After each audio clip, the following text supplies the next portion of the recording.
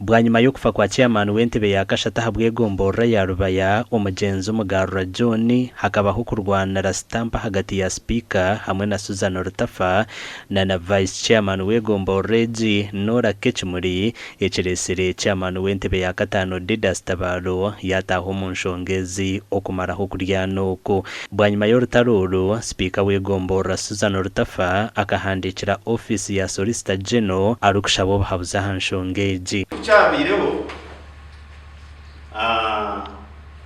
kutwahereze kutungogo habuza bwa Solicitor General kawo akabayine kuragira uwegombora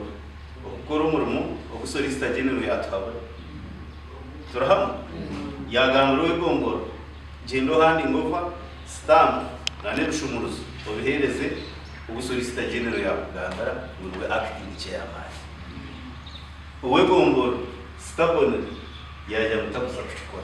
Chairman Didas Tabaro arukubwanaho na nabebembezi begombora ya Rubaya abashabiro kurekera wakagayano hamwe na nokwebaganisamo. Ate rero no kandi tobushija buki bajya gutwamba kajugu ati kurbanwe na ngondiganisi nyonyoreke ngwino ndakunjuka aho kakana kajuga tinkwijo mugombora nyizire kusorovinga problems zegombora hati nkashanga hariho groupe iri kugira ki mwete kuteka kwisha kwa twayitegereza. That is very wrong. So nje nabatumira nkabebembezi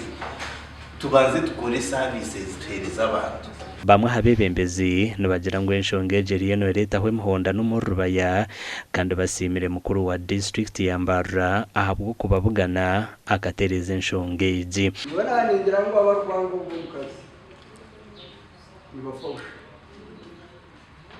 nja kutegeka kuba rero batari kwenda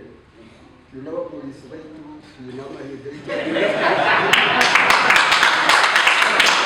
Basa kandi kubasa kure enduru ya Rubaya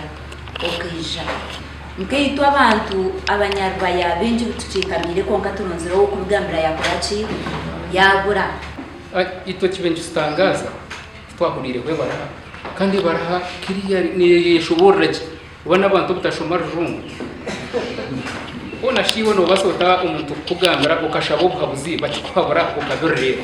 ubwahati stamp bicurwe owegombora kandi teru gukora kandi kiremise mirimo yegombora kutambora. Bwanyuma y'urukiko ru chairman Tabaro na nabebembezi ba district batongwezeho okorwa kwenguti na omugombora ya Rubaya kandi kuredeje neza kuma muri Rubaya pake nguto za Rubaya zona zishazwe kubiri ingute zirukuza kukorwa harumo orwa bunenero Rubaya Damo Road Kashenyi Kigoshora Echerehe 1 Itara